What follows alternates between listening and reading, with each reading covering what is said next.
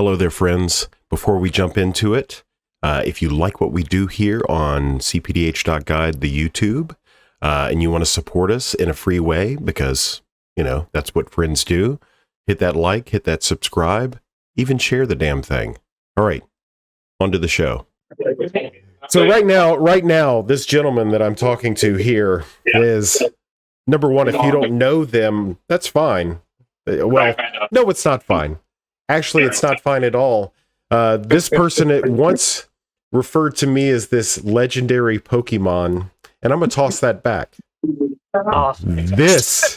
This gentleman here is the legendary Pokemon. And as I said earlier in the pre-recording, like, I am damn surprised that we haven't got to this spot, this location, this interview prior to today. So, Heartless, my man Kai. So, took down, what was it, the Pauper Pit 1. So the very Pauper Pit 1 and the first Riches to Rags. So Riches to Rags, way back at the end of 2022, if my memory serves me correctly. It was a while ago. It was a while ago. So that was back before we had this this system of winner circle interviews that we have now. So kind of doing a little makeup, you know, as we get into this groove. So you had Abdel Adrian Iron Throne. Is that what the list was? Okay. Abdel Adrian Gorian's Ward and Agent of the Iron Throne, Abdel Black. Abdel Black. Always bet on Abdel Black. So, so took down the Pauper Pit 1. It had 16 people in it. This I can't recall off the top of my head. Pauper Pit 1 had 24 people. Yes. That's right. People. Top 16. That's why this number 16 is cutting my head. I actually had to reach out. Oh yeah, shout out real quick to the Pauper Pit folks at what's that? What's the name of that store that you're sitting in right now? Red Cap's Corner. Red Cap's Corner. Their staff was amazing. I was like, hey, I would like this information. They're like, no problem, fam. Here it is. Worked with me to get what I needed, and shout out to them. So do you want Heartless? Do you want Kai? Do you want smooth operator? Well, we can stay with Heartless, you know, because I would like people to actually recognize me by my Discord handle. Absolutely. You know, you can only call me Kai if I like you. So you can call me Kai, but I think for everybody else, we'll stick with Heartless. Thanks, Boo. Okay, so tell me, so like I said earlier, our introduction, we were over in the Comic Connoisseurs. I had heard some ramblings of some guys out of Philly, some upstarts out of Philly, wanting to get into the meta, do their damn thing, and we caught a game, and I was like, hey, you want to play? And you're like, yeah, you're like the legendary Pokemon, you know, that kind of thing. You had me blushing, you know, that sort of thing. So that was our first interaction, maybe like 20, early 23, about a year and 14 months ago.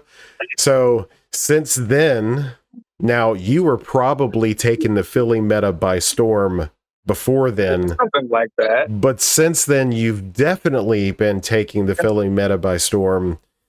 You can't go, well, as far as I know, you can't go anywhere in Philly playing Pauper Commander and not hear your name.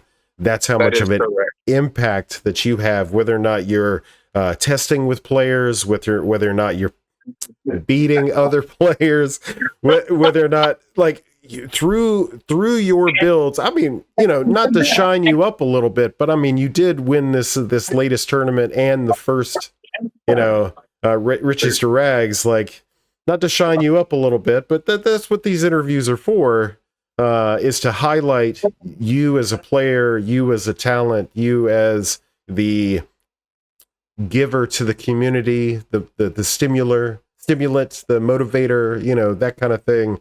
Like legitimately, this is what you're doing there. Now, there are other people in Philly that are contributing to the meta. Absolutely. Not to diminish their contributions, but I mean, you are definitely one of those folks that are, it's in the mix, as it were, a cornerstone.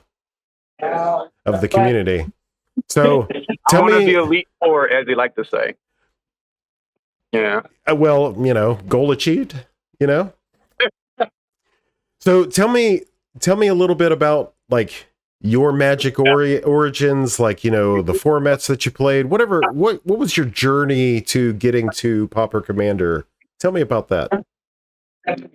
So I started Magic a long, long time ago, and surprise, surprise, the person that actually got me into Magic was my grandfather, and that's important. That is very important for this story. Okay, so my grandfather, long, long time ago, used to take me to a pool hall called Buffalo Bills. Okay, in this pool hall, there would always be these guys in the back corner.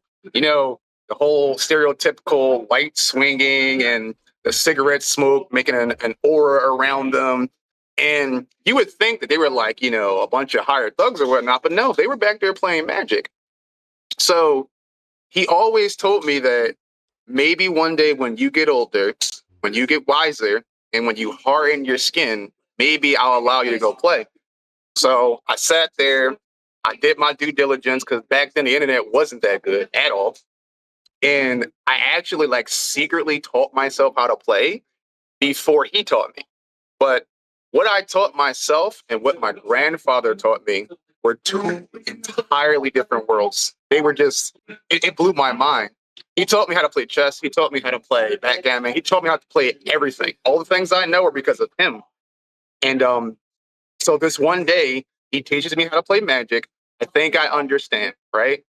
And then he put a $20 bill on the table and he told the guys, I need you to destroy him. I look up and I'm like, Pops, what's happening here? I'm a baby. I can't handle this. Like, why am I getting beat on? And he's like, the thing that I carry with me to this day when I'm training the guys, he says, swords are not forged in cotton, in flowers and daisies. They are forged in fire and pressure. They are forged by getting battered and beaten. That is how you forge a sword. And by the end of this, you will be a sword. So I got my ass kicked in my first game of Magic. And then I got my ass kicked in my second game of Magic. And then I got stumped repeatedly until I couldn't take it anymore. And then the next week we came back, I destroyed them all. That's how I learned how to play Magic, way back yonder, before I even had all of this. I want to say the set was either World Wake or a few sets before that. The only thing I can recall is that there were rumors about the Eldrazi, this new creature type at the time, so it was a while ago. But from there, by playing Magic, trying to take down these junior rookie tournaments, I was taught about Commander. And Commander was something that seemed like it was exactly what I wanted to do, but I just didn't quite understand it. So a couple of my friends were like, well, because your grandfather taught you how to play Magic, we think this deck will be perfect for you because you like vampires and your favorite character is a vampire. This character is that character's grandfather. So my very first Commander deck was actually Edgar Markov. Yeah, that was my first Commander deck. So I won 4 junior tournaments. I won my first Commander tournament with Edgar, but it was Edgar, so it wasn't that difficult. We all know how powerful he is. And from there, my good friend Shakur, you guys may know him as Sarzan Daiza. He introduced me to Dallas at Queen and Rook, and the rest was history. He said, you know what? I think Dallas is probably going to introduce you to a format that you're also going to kick my ass in. I really don't want you to get into this format until my own feet are on the ground, but fine, it's you, Kai. Let's just do it. And after that, I started playing Pauper. That's how we got here. And that was what do you remember what month that was? What year that was? I want to say it was mid 2022 because the pandemic was still going on. It was mid 2022, and I know there's going to be someone on the keyboard there trying to fact check me, but it had to be because that's around the time when I think Dominaria United came out. because that's when Ellis was released. And I don't know what sparked me to do it, but I'm a Phyrexian guy. I love me some Phyrexians, and I saw Ellis El Core, and I said, you know what? I'm probably going to lose, probably going to get my ass kicked, but that's what we do in Philly. We see something we like, we make it, and if we win, we win. And I did. So, Ellis El Core. I feel like, honestly, if we are segueing, that's part of the thing that I've always tried to imbue in my students or any of the You people read my that I have mind. put. You read my mind. Because let me try to paint a picture for you. A lot of people come to the Philadelphian scene and they tell me, hey, I saw online on whether it be Mox Field or EDH Rec that this was topping, this was performing, this was the deck to beat. And immediately, because I know you guys are going to hate this, what we do in Philadelphia is the opposite of that. If you do not innovate, if you do not figure out a way to facilitate your own win, your own image of victory, then we don't accept that here. I am not saying that your wins or your victories aren't real if you don't use Tatyova, if you don't use Gretchen, if you don't use Malcolm Kedis. That is not what I'm saying. What I'm saying is that has been a path that has already been tread. In order to make a name for yourself in this city, you have to find something new. You have to carve your own path, and you have to do the work. If you don't do the work, Preach, you're yes. never going to find anything new. Yes, you can take one of the top winning decks to a tournament and go, hey, I did the thing, I used Gretchen. Hey, I did the thing, I used Dargo Kedis. That's good, that's cool. You are just illustrating to me, one player to another, that you simply have technical skill. That's all you're saying to me. You can tell me that you know how to play, but do you know how to build? Do you know how to innovate? Could you find any commander of any color combination, whether it be, a hidden gem, something with potential, or something that someone brushed to the side and dismissed as garbage and went with it? Hint, hint, that person was Kevin. I'm just saying, no one saw anything about colorless, right? He took on a tournament. And from what I recall, a lot of people were like, it was one of my favorite things. They said, I didn't think that I thought that I understood Pauper. I thought I understood the format. Then some guy just wins with colorless. And now I'm sitting here like, maybe I don't know as much as I think I know. And what I really want to facilitate with the way we teach, the way we play, the way we build, is that there are so many good commanders, so many good play styles, so many good combinations of cards that we as a community are depriving ourselves of because we want to do what is safe. We want to do what is proven. For example, everyone, not my team, but everyone that I talked to in the greater community were like, why are you not playing Abdel Blue? Because Abdel Blue is a superior version of Abdel. And instead of going back and forth, arguing about who's the better person, power scaling, as the kids call it online, I don't think it was a matter of what was better. To me, what matters is what I have available to me and what my opponents have available to me, which is a segue for the next section. The reason why I chose Abdel Black is because Abdel Black, or rather just having access to Black period, means I can do one of two things. The more important thing is depriving my opponents of options. If you look at my list, you'll see that I have a tiny little discard package in there. And yes, Simic is good. Izzet is good. But if you deprive your opponent of options, all the while giving yourself more options, it is more than likely that you are going to win that game because your opponent has nothing and you have everything. Abdel is, in my opinion, one of the only combo decks, not the only, but one of the only combo decks that can win without comboing. I mean, if anything, a vast majority of my games, I won simply by burning people out and they couldn't heal. I didn't really have to combo. It was drop their hand, hard mulligan for hand disruption, remove their options, make deals such that I would be able to keep Abdel on the board for just the one more turn so I can find something. All about leveraging those options. And yes, could I have done that in Abdel Blue? Sure. But the thing about that, and this is something actually not only Dallas of Q&R, but also you taught me. You guys have to understand that you sign a social contract when you play a boogeyman of the format. So if you were to play, for example, Malcolm Kedis or Tatiova or the Weavers, you can't sit down at a table and expect the table not to pressure you. Part of the reason why the Philly meta, as you guys so lovingly call it, is what it is, because I tasked all of the people that I taught, all the people that I trained with, I need you to take a hunk of metal, I need you to carve it down, and you got to make a weapon out of that. You have to turn something that is basically invisible to something formidable. And that's how I'll respect you. That's how I'll notice you. And you know, everybody wants to get noticed by Senpai, so that's what those guys did. Oh my God. So all of this is beautiful.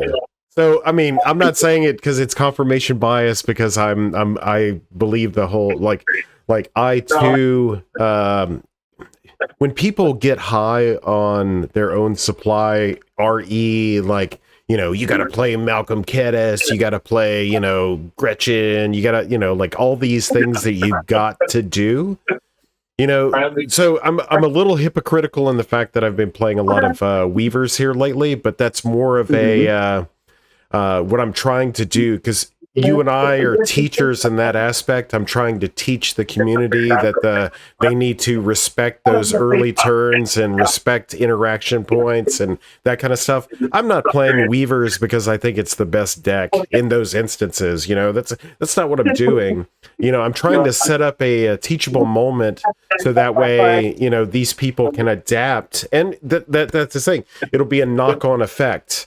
You know, and the fact that you are so integral in this concept of, you know, don't follow the path that has been tread, right? You want to find, there's many different ways. It's a equifinality is what it's called academically. It's many different roads to the same location is basically what it means.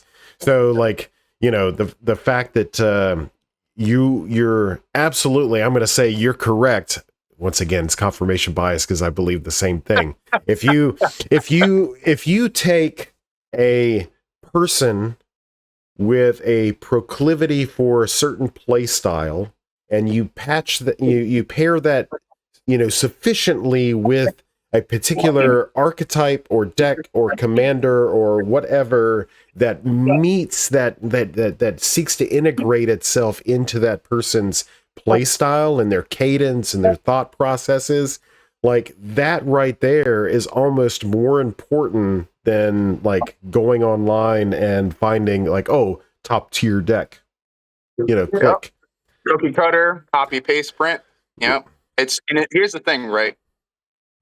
One of the reasons why I'm so hard on them about finding your own path is because something I have noticed time and time again with these, you know, premier decks, these marquee decks, the decks you should play, have to beat, you're going to see at an event, is that a lot of people will play a deck that has been refined, that has been polished, that has been put through the ringer. You know this deck performs, right? Mm-hmm. And then they play it, they go, this is not it. I'm not having fun. I can't wrap my head around it. You know, it doesn't feel right to me. I don't know what it is. I don't know if it's the color combinations. I don't know if it's just me or my experience. But how is this supposed to be the best deck? And I should be winning all the things, but I keep getting my ass kicked. Kai, can you help me out?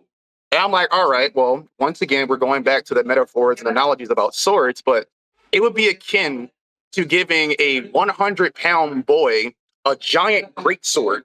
Can the sword cleave a mountain in two? Probably, but that doesn't mean that's the right weapon for him. Mm. The same is true of a big, you know, brolic, husky guy. You giving him like a little feather duster, and you expect him to do something with that, you have to match the player to the deck. And it's funny because that very same person actually topped a recent tournament where he lives, because instead of playing Malcolm Kedis as an example, no hate to Malcolm Kedis, he played Kadira. And he's like, wait a minute, this makes sense. I make bunnies. I am happy. I have what I need. I feel good.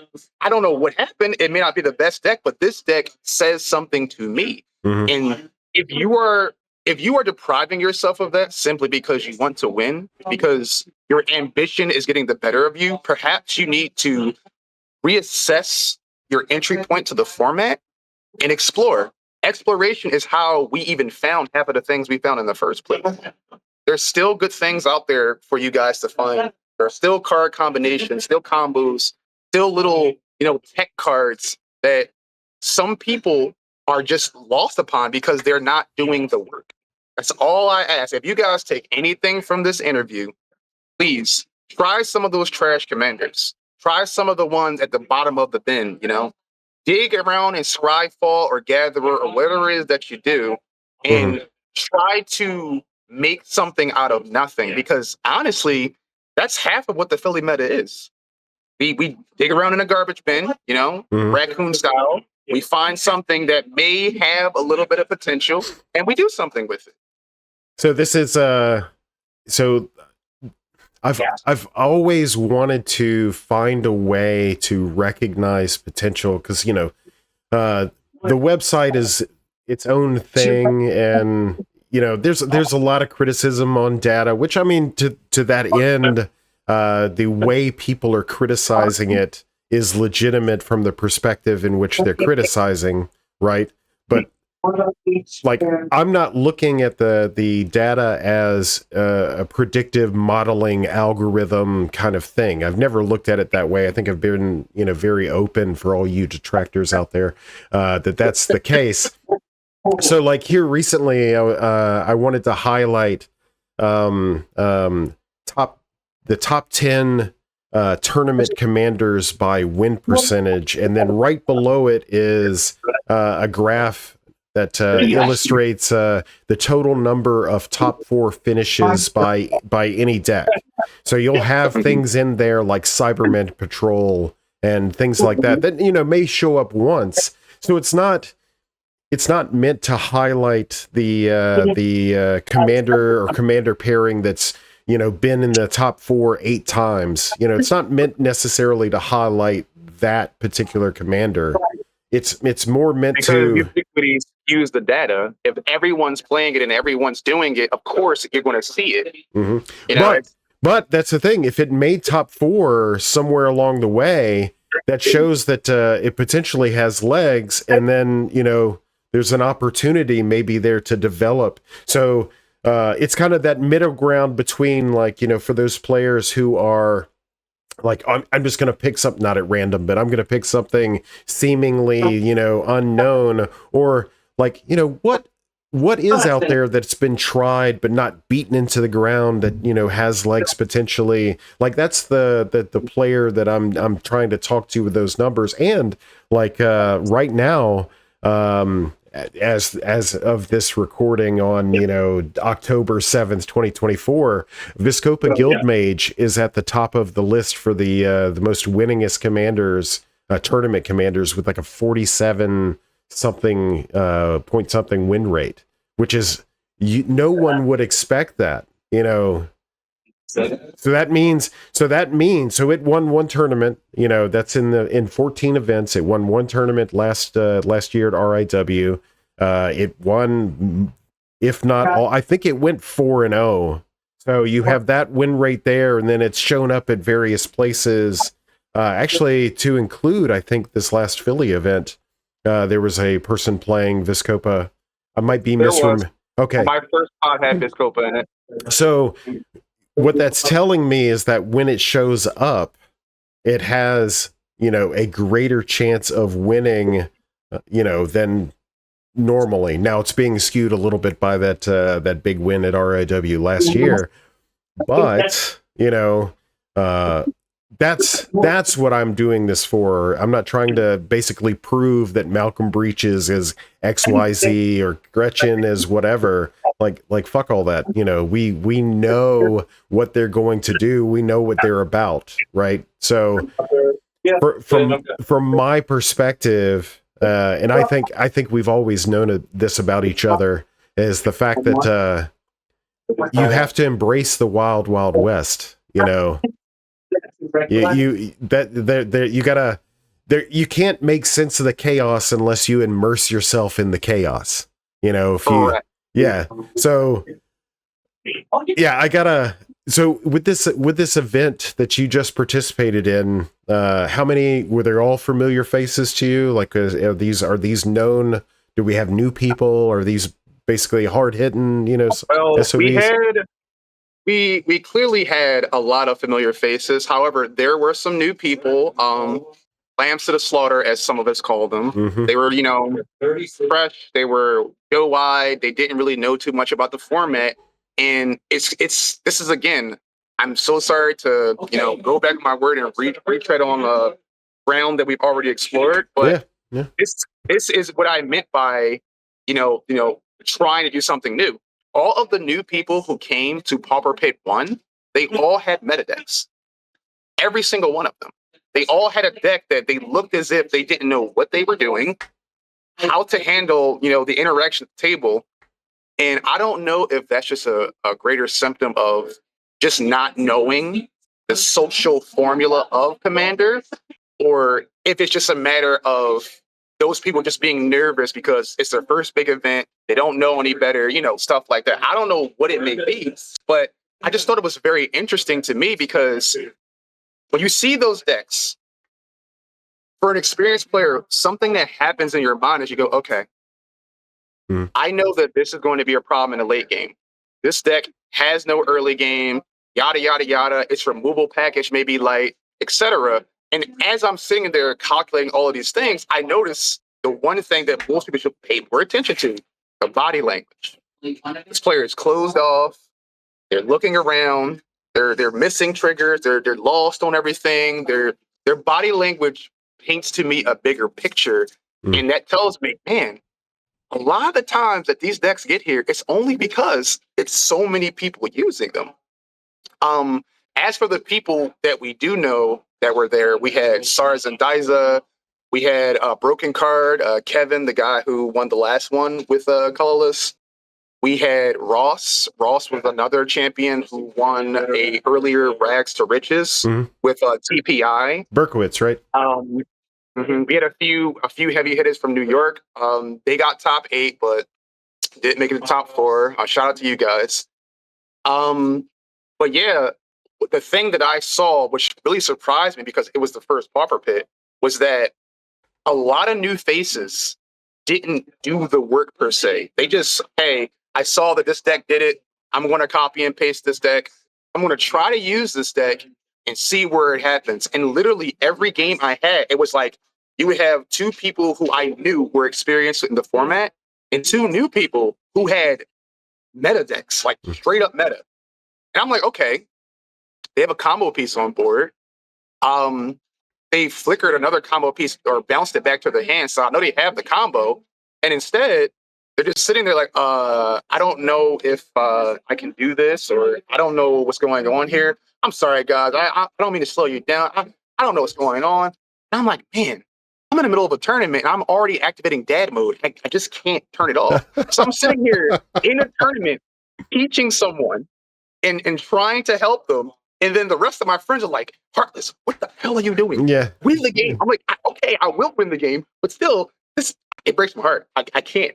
Because I know what happened, because it happens all the time. Even in regular Commander, someone will go, all right, cool, EDH rec, top 100, find the best cards, find whatever's doing the thing.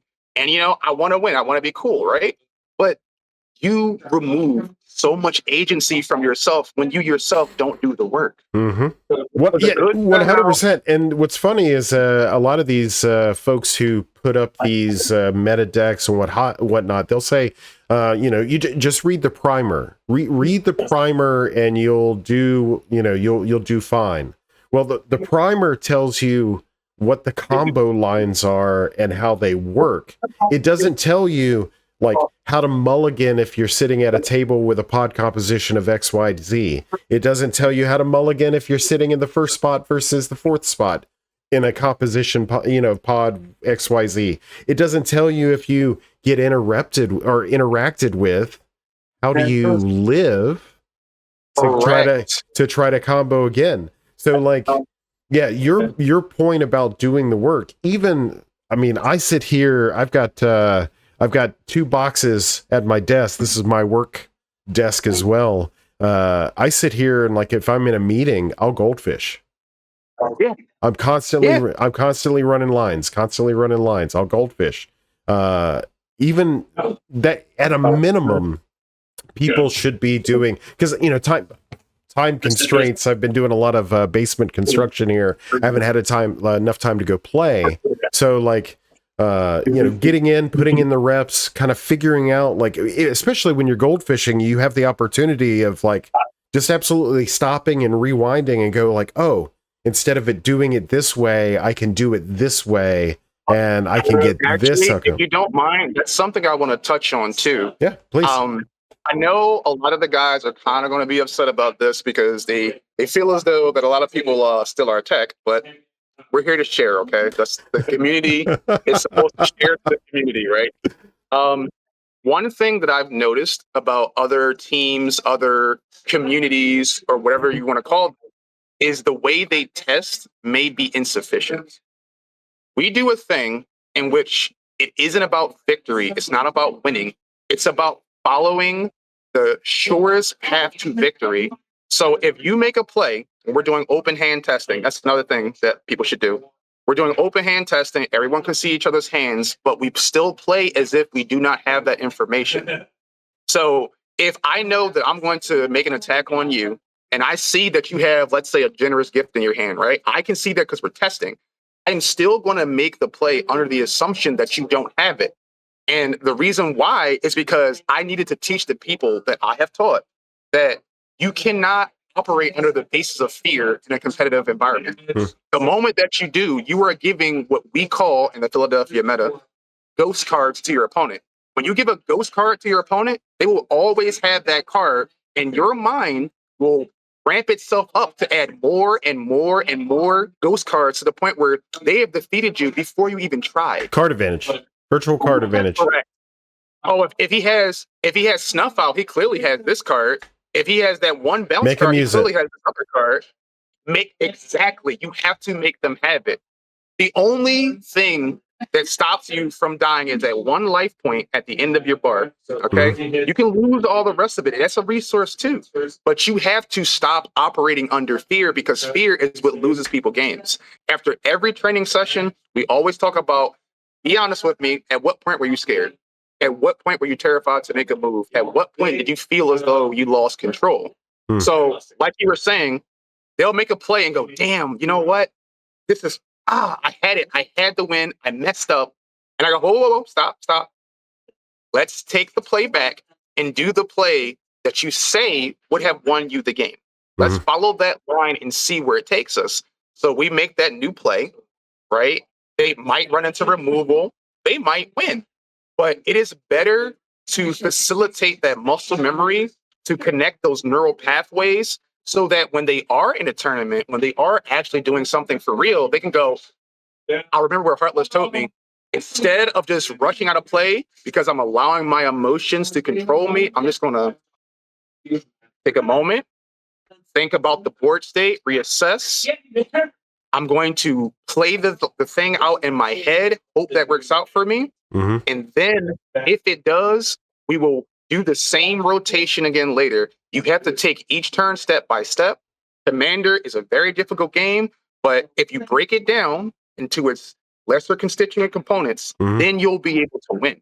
You have to compartmentalize everything that's happening. It's not just about, I remember the triggers, or I identify Tatiova, Benthic Druid. It's so much more than that.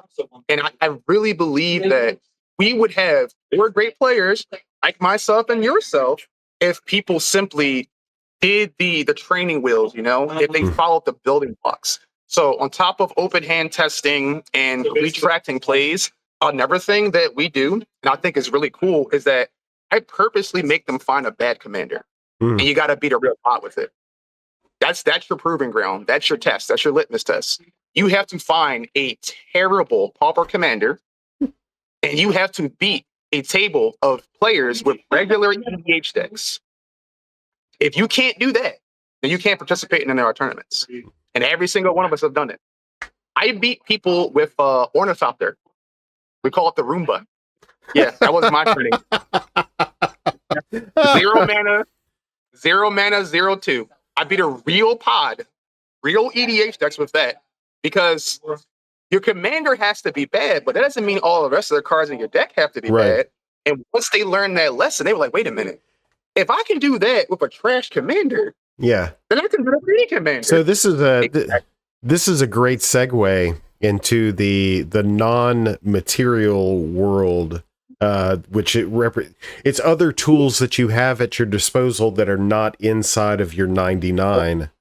How do you guys treat politics, table politics?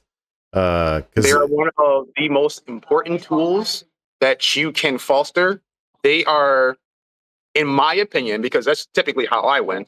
I feel like if you are one of those people who says, A, I don't politic, or B, I'm bad at politicking, that you need to change your opinion. Okay, I'm sorry, but if you have ever seen or experienced a top table pod, there will be politicking. There will be table talk. There will be some kind of discourse, because you cannot operate under the assumption that this player is going to make the right move or this player is going to have good threat assessment.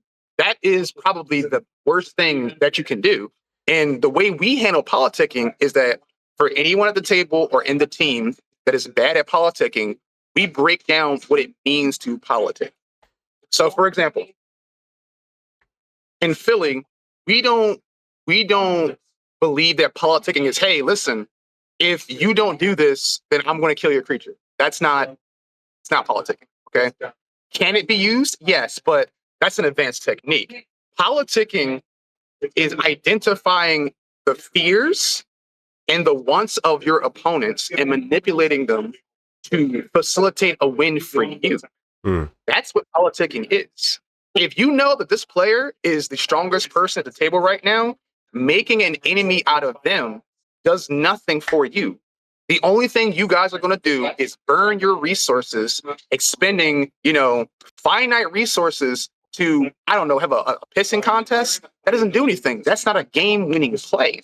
Instead, you have to make friends.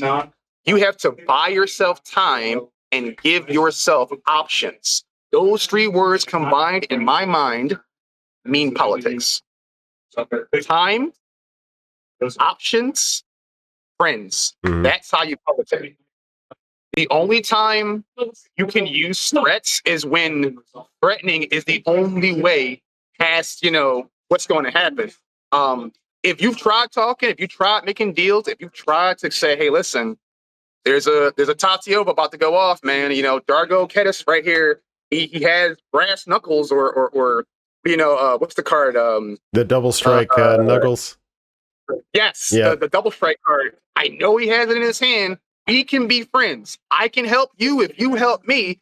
And another thing I like to do is I say, hey, listen, I don't need to win. I just don't want to be fourth place. You don't want to be fourth place either, right? We can help each other, okay? I promise you that I will take no game actions that would make you fourth place. If you also don't take any game actions that would make me fourth place, you know what? It's me and you versus the world.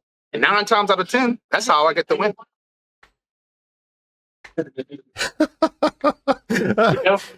So the reason why I wanted to ask this is because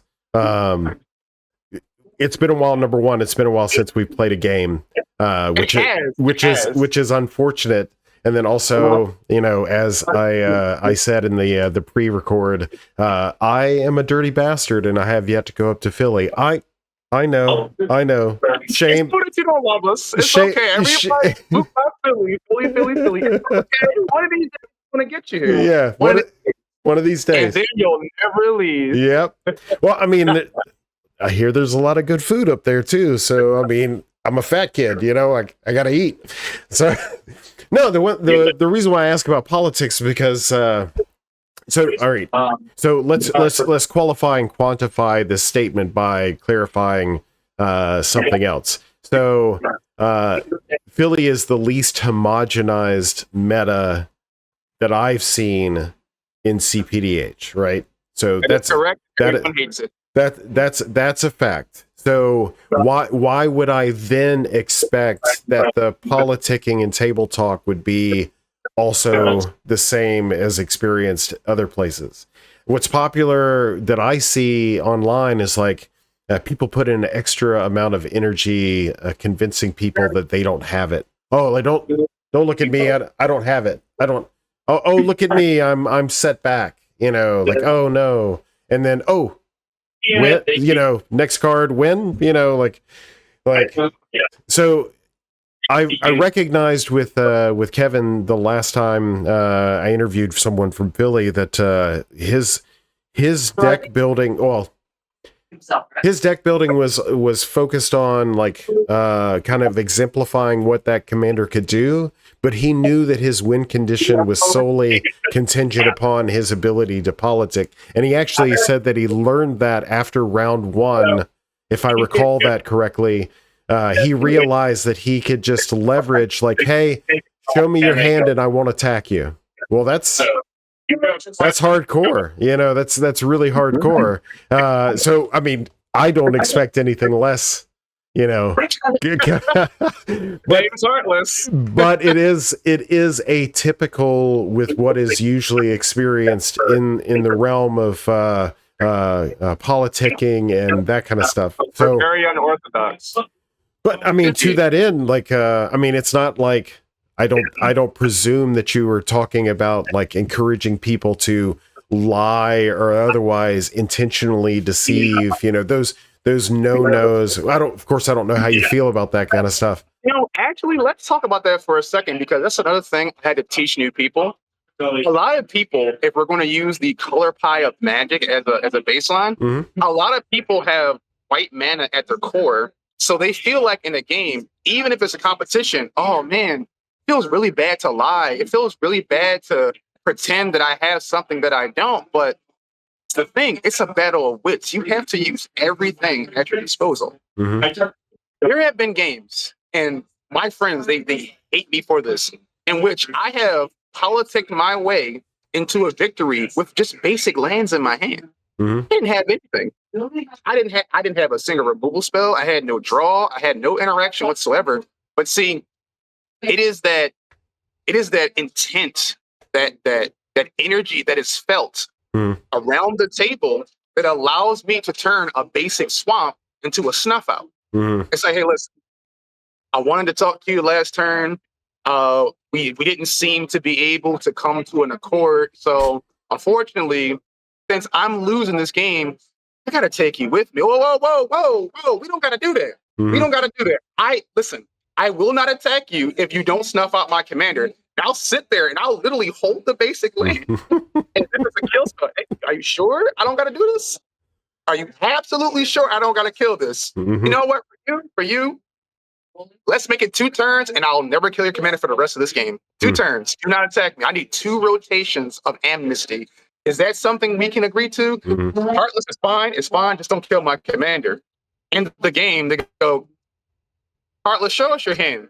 Basic swamp, basic plains, swamp, a 1/1, and a mana rock. Good game, guys. And eventually, they got so tired of it. They started doing it themselves. So, admittedly, that's a little bit. What's the word I'm looking for? It's a little bit over the top for what I personally do. It's just not my style. My favorite thing to do, and this is probably how I won RIW in Detroit, is I like to find an objective truth that everyone at the table can see, and then showcase that. So it's like, okay, we're gonna die. I'm gonna die. You're gonna kill me, and then Yeah, and then they're going to pop off and win. yeah. See that creature right there? Yeah. It's got your name on it. So I mean, just take me out of the game. I appreciate it. Whatever. You know what? Actually, I'm getting a little hungry, so it's okay if you kill me. I know that I'm a combo deck. I know that I'm a combo deck, and I know that I have things in my deck that do hurt you. However, they have been left alone for 5 turns. They have the most lands on the table. Mm-hmm. They have a full grip of cards. They haven't said anything this entire game. And funnily enough, I was the one who killed 2 of their creatures that were about to lock down yours. But it's okay, you can kill me. Mm-hmm. And then they go, damn, if I kill him, then I'm unsafe. I have no one to protect me. Mm-hmm. You know what? No, I'm not going to kill you. I'm going to kill him. And then the Tatiova or the other combo player goes, what's happening here? Are you going to listen to this guy? He has Abdel. It's Abdel. We got to kill Abdel. We got to kill the combo player. Yeah, but you're playing Simic. And you know what happens at that point? I do this. Mm-hmm. Bet. I watch. I don't say anything. I let them argue and just bicker. Get out of the way.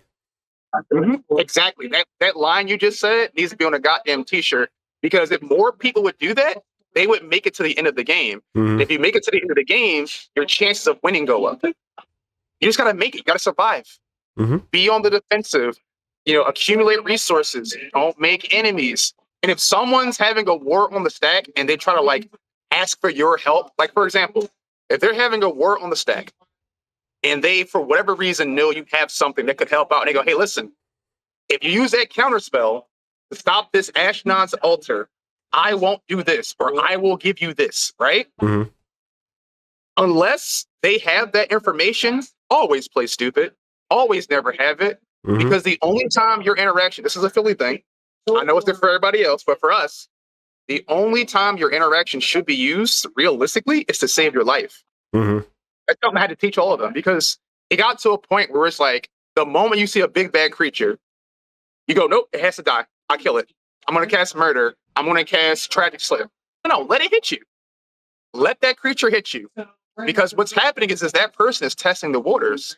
Because who wants to take a 10 to the face in Pauper Commander and cPDH? No, take the 10. The only life that matters is the last one. Mm-hmm. You have to make them have it, sure, but sometimes not having it is the best thing you can do for yourself. But also they overcommitted. So now that they've swung out, now there's an opening, and somebody has the opportunity to, capitalize on that. And once they get stung on the back end, maybe they're less likely. So Correct. It's all, I don't want to be cliche and say it's a matter of experience, but there are so many things in this format that newer players need to learn. I don't want to just say play more games, but what I would like to say once this starts to happen, I would like to say that the best thing you can do for yourself is learn how champions politic. Learn how the people who consistently make top 4, top 8, learn how they politic, learn how they talk, and try your best to either subsume that or emulate that. Because, sure, technical play, deck construction, that's one thing, right? But being able to buy yourself more time, being able to, facilitate an alliance with someone, that is probably some of the most advanced level shit you can do in a game of Commander. That's how you win. So what you're saying is if that some person went around interviewing tournament winners and someone was to watch those interviews to see how other players negotiate the thing that they're trying to do, you're saying that would be a great resource. It would. Let's see when we get there, right? No, I mean, so I know I say that kind of in a catty way, but Of course. So that is the heart, the reason for this particular series, because I recognize that, a while ago I was just espousing, knowledge and doctrine and all that stuff. And I was doing it from the perspective, and I realized that I was doing it from the perspective of hey, just do this, kid, and this will work. And then I realized that maybe that player isn't like me. Maybe that player isn't, fascinated with like particular deck interactions or building an aggro deck that is like statistically sound. I know that sounds weird, but finding like this, yeah. But yeah, like in this weird, I know I build weird shit, and I know that I play that weird shit in a weird way. So it was hypocritical me telling someone to just do what I do. Well, some people are like me, and they will find, validity in the things that I'm saying. But other people are like you and are going to find more validity in hearing your words over mine. And then likewise, for any of the other tournament winners who have been interviewed, like find someone that's like you, try to connect with what they're saying, or absolutely, at a minimum, talk to people. Talk to people who play the game, Communication is the most important thing we have as a community.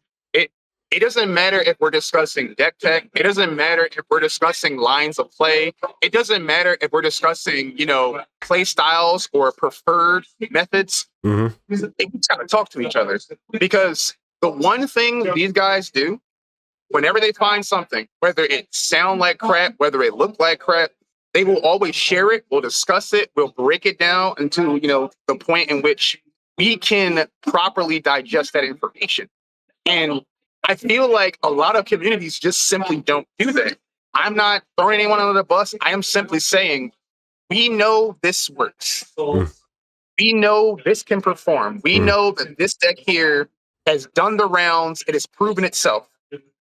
Constantly harping on that deck, making minute changes and maybe polishing it here and giving a little bit of a top coat of wax here, it doesn't do anything.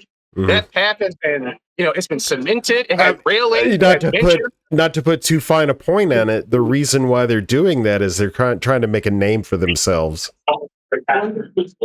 So you can make a name for yourself with a trash can. Kevin did it. Yeah. Exactly. So like, there's many ways to skin this proverbial cat, and like being the guy that's known for this particular deck or this particular deck. Some people only care about those Moxfield views, right? So that's correct. I tend to not like grant validity to that, because I mean that's the thing. There's a guy who's got a tattoo. I'm not going to name any names, but he's got the highest viewed tattoo of a deck, and it's because it was the first one listed. He did it with another. That's my case. It's So and that compounds. People go like, "Ooh, I want to see the one that's most views." You just gave it another view. Like, it doesn't mean that it's good. It means that arguably, not to say that it isn't, but arguably a better deck could be hiding somewhere in the top 5, top 10, and you would never know, because people go by views, they go by likes, they go by comments, Mm-hmm. And there's not to say that that's wrong, not to say that that's what you shouldn't do, but it's a matter of, it's not the only thing you should do. It's not that you shouldn't do it. It shouldn't be the only thing that you do. Correct. Yeah. A lot of good decks, a lot of good people, they just don't have the publicity. They don't have the viewership. They don't have the eyes. And I feel like, although that is a bigger problem because the format itself is still kind of young, I feel like if we tighten up our lines of communication, we can rectify that and get to a point in which we all can start finding shit together, because that's what it's all about.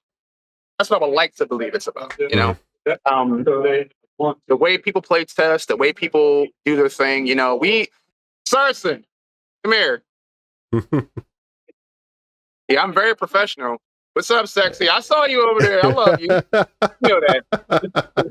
So the way this works, right, is that we kick each other's asses over and over and over again, and to the point we don't love each other anymore, and then we go grab beers. I don't know what you guys do in Florida or Wisconsin or Washington or Maine. I don't recognize the name of the guy. Like, for example, we'll kick his ass until he plays the right deck, and he finally got that top 4, second place of you. Bracket Demon.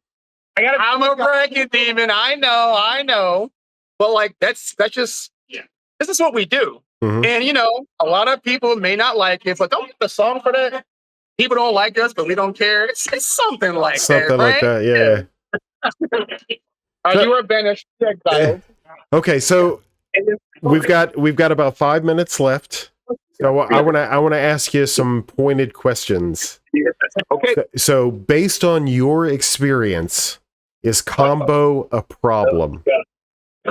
Now, combo is not a problem. Why is it not a problem? I'm glad you asked that. Combo is not a problem. It is simply people do not play the things that counter combo. They just feel as though the only way I can win is by killing everyone at the same time, and that's not true. Voltron is good. It's underexplored. And aggro is also good and underexplored. Yes, I get the common fears. You're going to run out of gas. You don't have enough kill potential. You're killing one player at a time, and that's not fast enough. Once again, at the beginning of this interview, I said the one thing we have to eliminate as a community is fear. When you eliminate that fear, you will find greatness. If you want your name in lights, if you want your Mox built list to have all the views and lights, take risks. You have to take risks. You have to do what others will not. That is the only way to truly achieve greatness. But then again, I don't know what the hell I'm talking about. I've only been doing this for but so many years. You know? All right. So with combo not being a problem, do you find that and that's the thing. I think that you guys don't really concern yourself with the equity of deck archetype diversity and color diversity and all that kind of stuff. In fact, like some would say that where some tournaments are kind of skewed, you know, in the meta direction, you're actually more skewed in the anti-meta direction, you know, that sort of That thing. is correct. Like, And that's intentional. so with that, I was trying to formulate a like, do you guys have any plan of like bottling that, like exporting that? You know, is there? I know Dallas does the occasional like streaming when the tournament thing is going on, but like, you know, does anybody locally have any like content creation that you know? We recently purchased a new GoPro. Mm-hmm. And we're going to finish fixing one of the sections of the store, and we're going to actually start recording games and putting them online. We have been dragging our feet with that, but that's because we're always testing. They're literally testing right now as we speak, because we have set days for it. The thing is, our job schedules are, you know, conflicting. Oh, I get and you know it. how it is, you're an adult. Adulting is the worst thing that's ever happened to me. But we're definitely trying to get some content out there to try to give the world a sneak peek under the hood, as you say, in our meta and the way that we do things. And not to keep, you know, spinning the wheels here, but to touch on what you had asked me earlier, just one more time, we intentionally do that. And there's a reason for that. The reason why Philadelphia is known or perceived as anti-meta land is because we know that if you play something that is known, if you use something that everyone uses, you go, okay, I know that if I dismantle this or if I take this down, the deck doesn't work anymore. Mm-hmm. But if you see Patchwork Automaton, you're like, how does it work? How does it work? How does it work? What do I do? What are its weak points? How do I get under its armor? I don't know.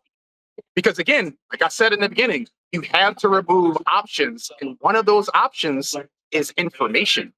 If no one knows what the hell you're doing, then it's really hard to defeat you. Shout out to Ankylosaur. Another good player. It's weird. In a deck, in a tournament full of meta, right? You got to ask yourself, how did Lorehold do anything? Because no one would have looked at that. But see, that is a player after my own heart, because it doesn't have to be prolific. It doesn't have to be scary. It doesn't have to be a household name. Do you have the balls to do it? That's all it takes. Yeah. So this will probably be our last question. What So where do you see the Philly meta, like in 4 months, in 6 months? Like is there any like hot tech that's on the horizon that you guys are playing with? Like, you know, like what I'm looking for, if it's available, is like, you know, is there something that you guys are like working towards that you think would be critical for other people who may watch this video to like consider in their play testing, in their deck building, deck construction?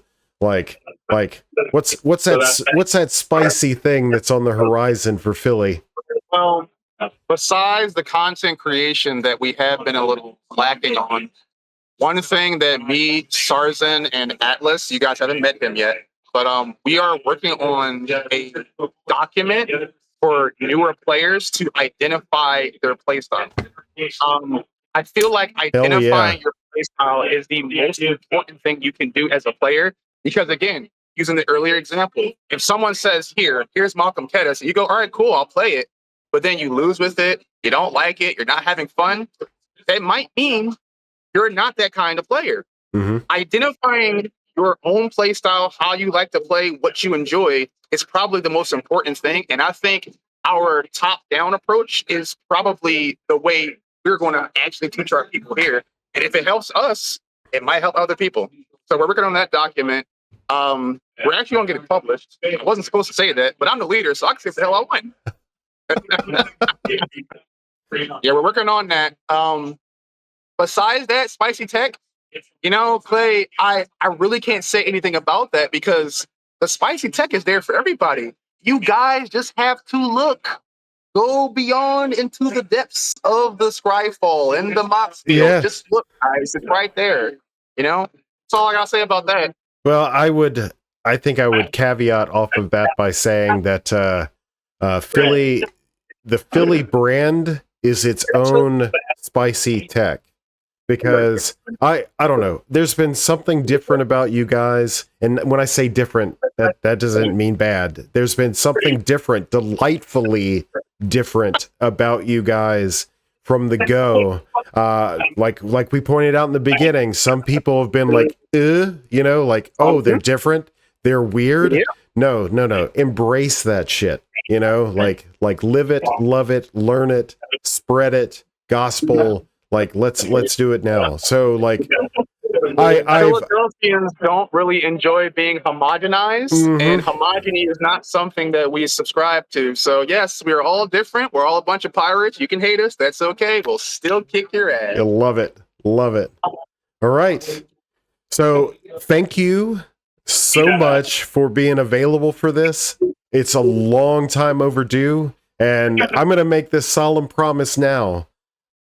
Maybe by the end of the year, I don't know exactly what my construction, but I'd like to, it's been my goal to kind of reach out into the community and just like talk some like random shit about whatever topic to be determined, you know, whatever's happening, you know, like, for example, like here, the discourse as of late is that, you know, the combo menace has to be stopped. So like, maybe we can, you know, like using that as an example, getting people in the community together, like, well, let's talk about this particular topic, and then we'll talk around it, talk up it, down it, left it, right it, what have you, and then get perspectives.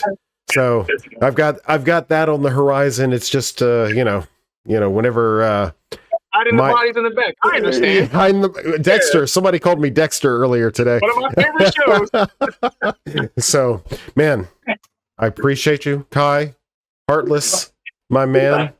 So until the next time, folks, this is probably going to be one of the most viewed videos of the year.